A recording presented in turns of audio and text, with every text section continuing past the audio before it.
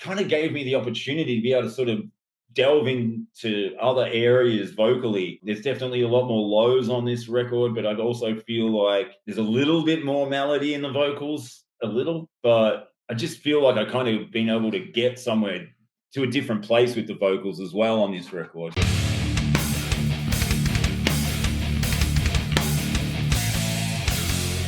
What's up, everybody? It is Keefy from GhostCultMag.com. I am super stoked to be once again joined by Youngy from King Parrot. How you doing, brother? I'm good, man. I'm good. Good morning, good evening, whatever it Yes, is. it's evening in California. It's the future or the past, wherever you are. It's the future. It's the future, man. It's the It's Sunday future. morning. Sunday Okay, morning. yeah, that's amazing. Yeah, time travel through technology. It's sort of possible. We're not quite at Star Trek yet with transporters and things, but like energized. But at least now We'll we get can there. talk. I was saying offline, King Parrot is one of those bands that I've been very fortunate to say Ghost Cult is supported and covered from the very beginning here at Ghost Cult. This is our 13th year. The band has been around, so many years. And you're not supposed to have favorites, but I gotta say, like King Parrot has been one of my favorites and a favorite success story that you guys kind of, have continued to just achieve new things and, open the world up to your band and some Australian grindcore. So congrats, man, from the bottom of my heart. Congrats. Oh no, thank you very much, and like thank you for your support over the years too. Because I even from the very first tour, I know you guys have been on board with us and been helping us out like since that first US tour I think we did in 2014.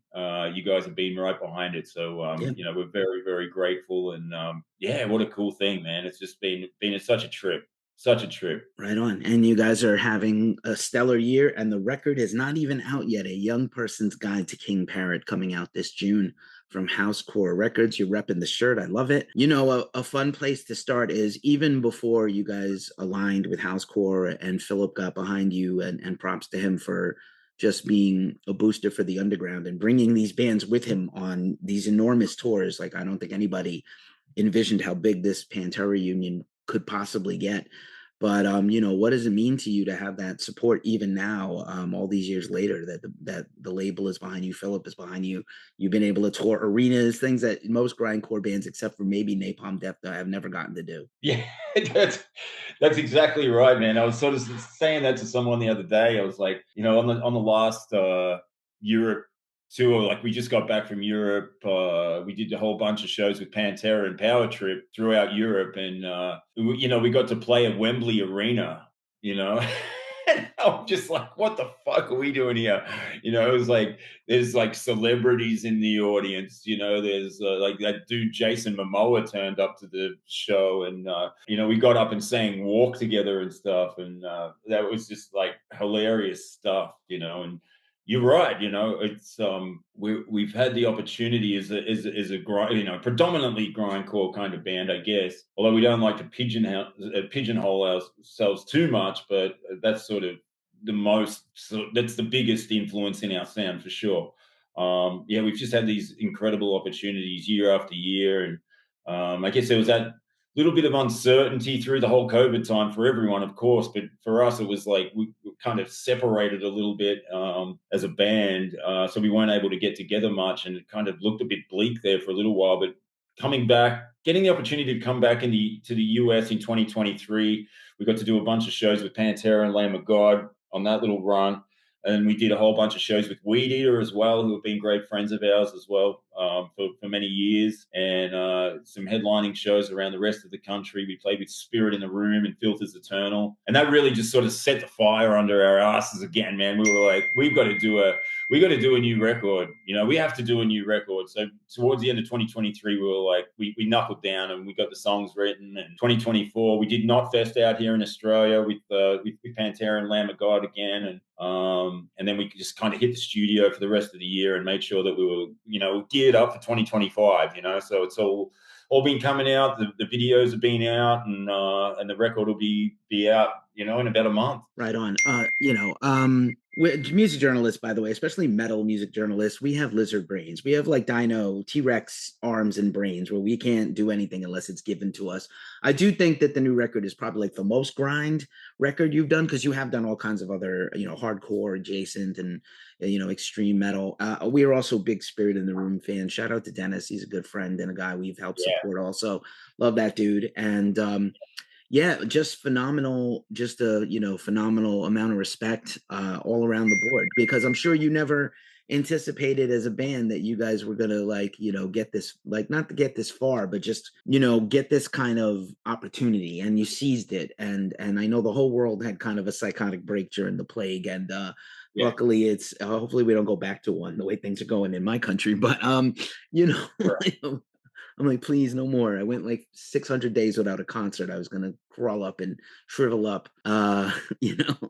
Totally Uh, right. yeah. So I'm so glad we came back from that. But yeah, man, I imagine that's also why the break between records. But it's not like you ever stopped working. I know you said you guys were split up a little, but it feels like up until then, like everybody, you guys were very prolific. Like release, release, release. Sometimes an EP, a lot of touring locally and abroad. So I think the hard work does pay off. I think that's what we're Well, seeing here with King Parrot. right.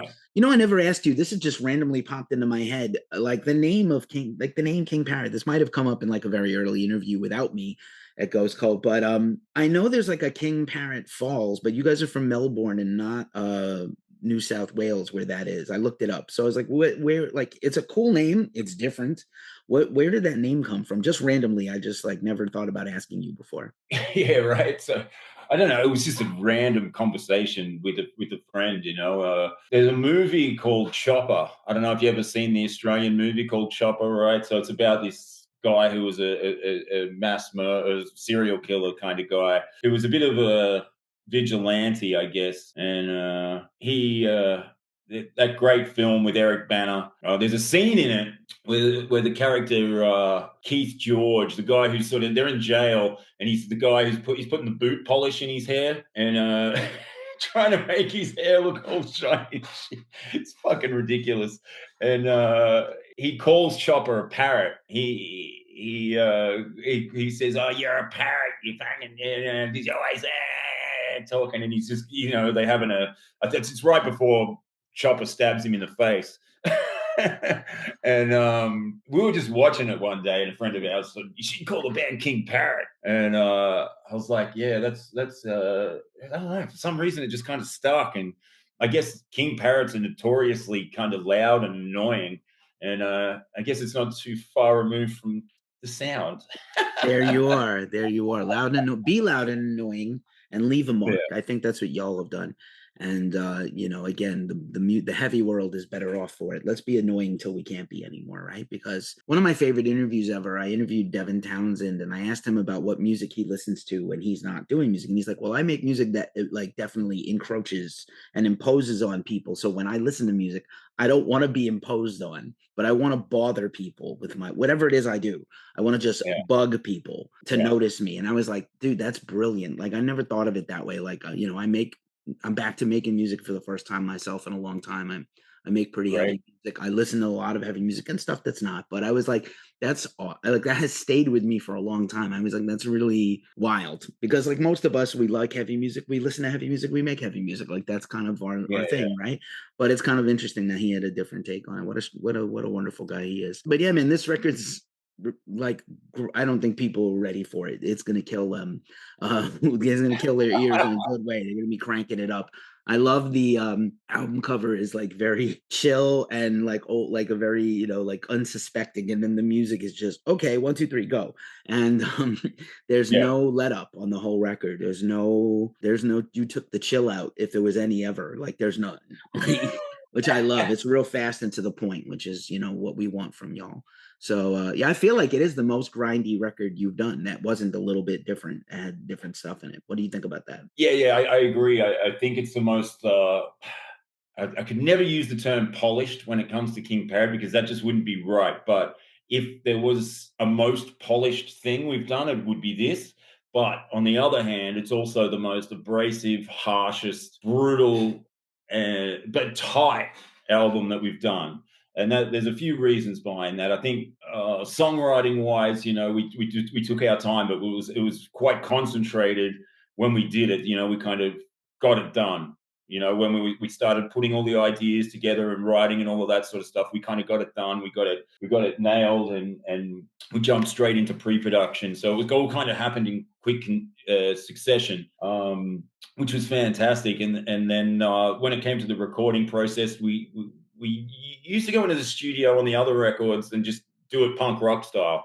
Just record it and get the best take and whatever. We never like mapped out the songs with a click track or anything. So the reason that why I say polished is because we click tracked everything on this record and then sort of built it, off that. So we got the drums down, and then we did the bass and the guitars and all of that sort of stuff, and then the vocals at the end. But it was a different process in that regard, and it sort of gave us a little bit more flexibility on the back end with the mix and all of that sort of stuff to try and get it to a point that was sounding much more like professional and a step up, but also really making it abrasive as well and harsh but it kind of gave me the opportunity to be able to sort of delve into other areas vocally.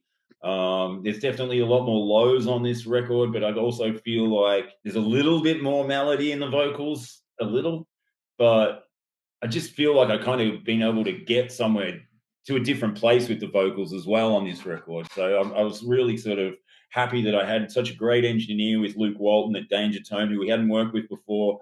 He kind of just guided me through and was very supportive in how I wanted to do it, how I wanted to layer it, and then giving me really good feedback around, maybe we should try this or do something different here. And it was just an awesome process all around.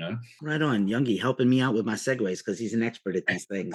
Yeah, man, I wanted to talk about your vocals. I thought you did a marvelous job. It is a little tuned up and different. I like that you were like not polished, but just better. And I like that I had that in my notes as well, listening back to the record a few times the last few days. And when I go to do an interview, I go listen back to everything. So I really went back to 2012 and I went back to the previous record, and like, yeah, there's definitely some growth there. And you want to get better, you want to improve. Obviously you've had mostly the same lineup over the years, which is astounding for any band. I know we had a change with the drummer. Do you want to talk a little bit about that coming like the last few years? Yeah. So we've just got a new drummer on board. We could just sense there was just a change that needed to happen with our old drummer Todd, and we just opened up the conversation and we decided it was best to sort of part ways, which was kind of not ideal coming into a new album cycle, but it's just these things happen, people's priorities change and things like that. And we just opened the conversation up, and we were sort of amicably able to sort of just go, okay, well, we're gonna part ways, and we'll always be brothers and friends and all of that sort of stuff. So there's no hard feelings there at all. But I'm the kind of guy that likes to go out to shows a lot. I go and see a lot of shows around Melbourne and go and check out the local scene. And there's this one guy, Max, who's now our drummer, who I thought was a phenomenal talent.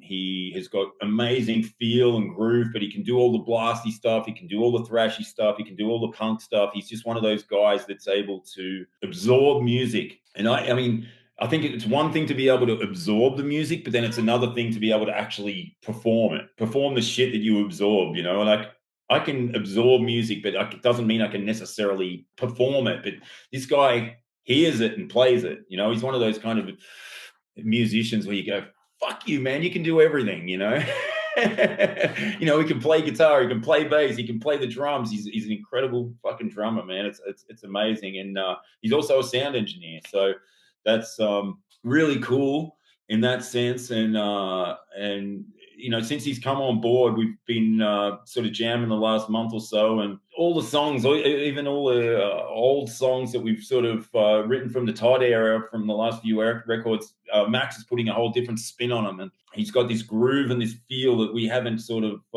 experienced since the first record when we had our original drummer. So we're kind of just enjoying going back through the back catalogue now and just playing this stuff with this new energy that's been amazing, man. So we're just enjoying that at the moment. We're going to be enjoying getting out on the road next weekend for our kicking off our Aussie tour, and then just sort of seeing where it takes us. And obviously I just want to write again now.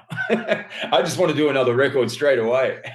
Lovely. Well, after that break of, whether on purpose or unfortunately not, like in most bands, I'm excited to hear that. And of course, again, I think a lot of fans, when they hear you the first time, that's the thing they gravitate to and they latch on to.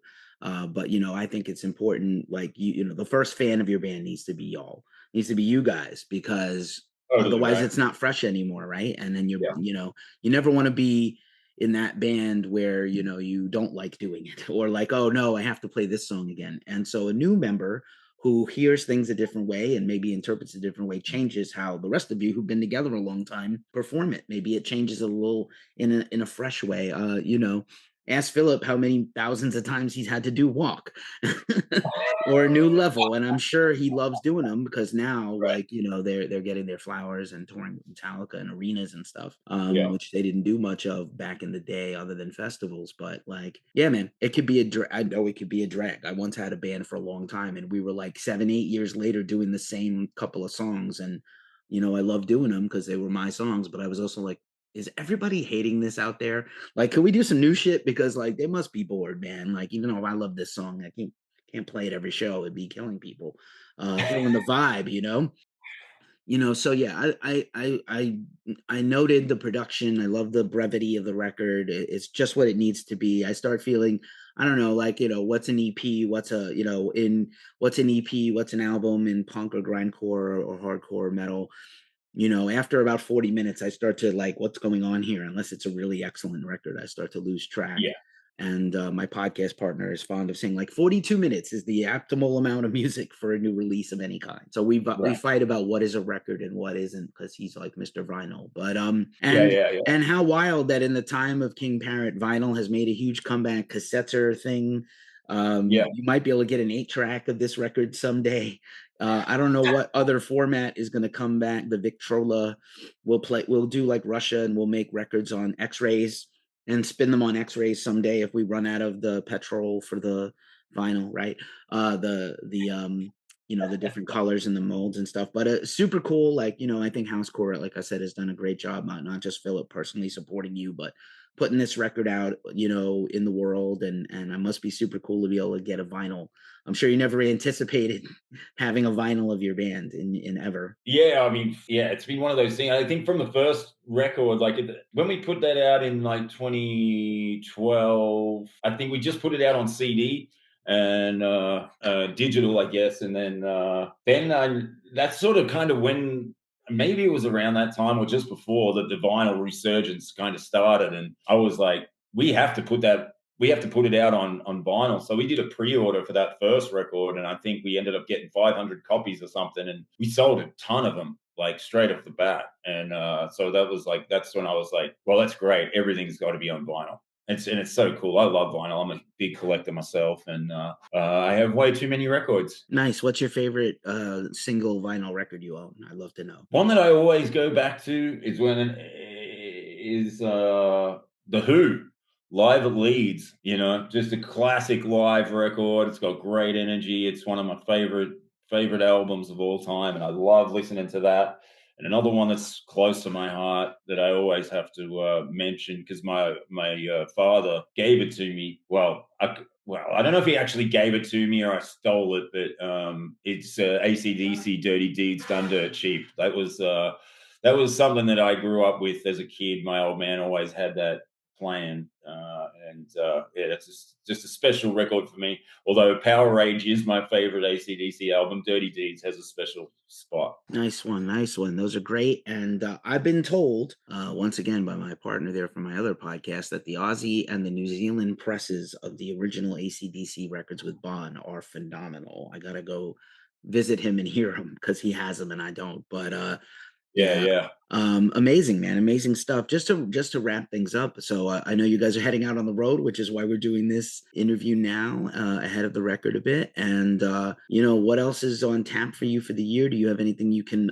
If it's too soon to announce anything, don't, because PR will Yeah, kill yeah, me. yeah, yeah. But like, yeah, let me know what else you can share beside the record dropping and things like that. Sure, man. So we yeah, we've just been like, I guess the last month or so since we got back from Europe, we've just been hard at it in the jam room with our new drummers, which is great. First shows next weekend. We're doing some regional stuff and going to some places that we don't sort of like not a lot of bands get to here in Australia. We're doing that over the next couple of months on the weekends, which is going to be great. And we'll just sort of slowly get our album out there and build some live chemistry with our new drummer, which is going to be great. I mean, the chemistry in the jam room has been incredible already, so that's awesome. But just getting out there and playing some shows will be awesome. July 25th is our first show in the US. We were lucky enough to snag a spot on the Acid Bath Pentagram show in New York, which is going to be incredible. But the thing that I'm sort of most excited about is that our new drummer Max, he's only 24, man, and he's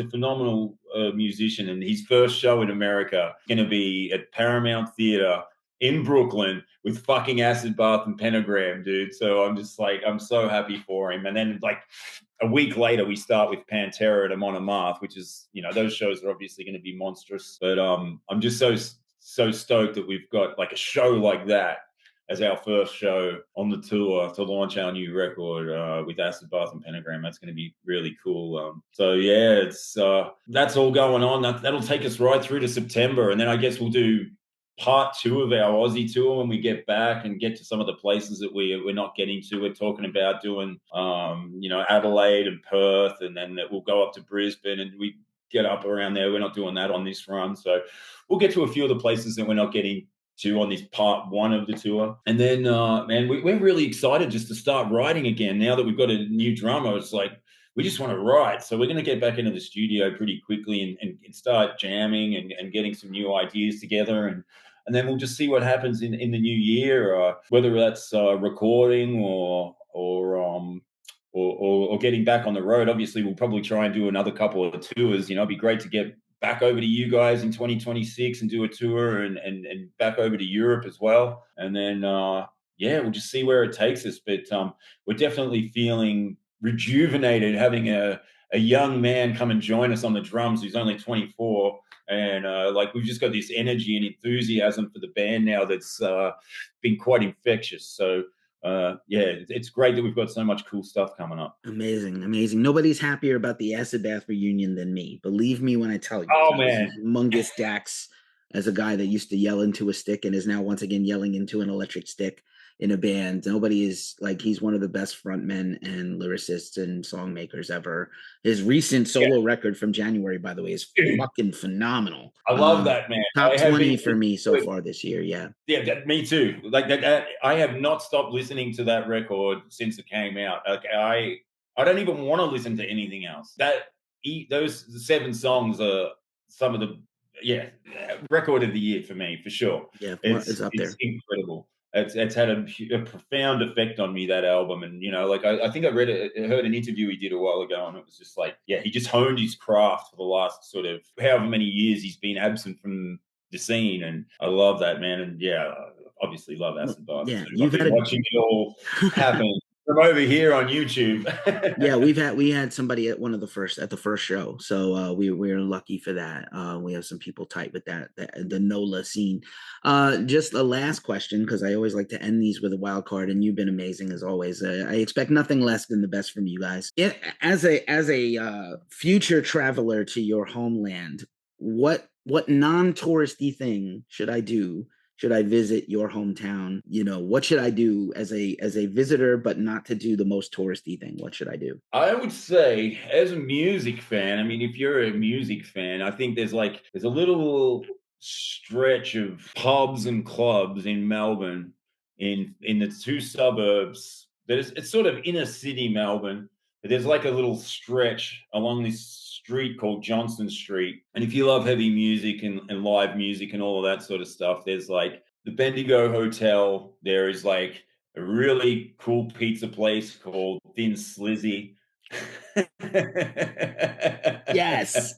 Yes. Right, you go get some pizzas. There's a couple record stores in between. There's a BMX shop. There's and then there's the Tote Hotel, which is like probably the most legendary punk rock venue in Melbourne that you get to. And then you can walk up a little further and get up past Brunswick Street and go to the Old Bar. And there's lots of little clubs and pubs around there. So that's like it's maybe a touristy thing, I guess, if you're a like a heavy music fan. But I mean, as a general tourist, you probably wouldn't you'd avoid that place like the plague. But uh, but for people like us, that's probably what you'd want to do, man. Is just walk up that street and just pop your head in and check it all out. There's some really cool stuff in Melbourne. Right on. Hopefully some good record shops. I'm sure there are if you're Oh collecting yeah, too. man, heaps and heaps. Heaps. I love it. The Young Person's Guide to King Parrot is coming out in June from Housecore Records. The list of people who have sang Walk with Pantera, Youngy and Aquaman, Jason Momoa.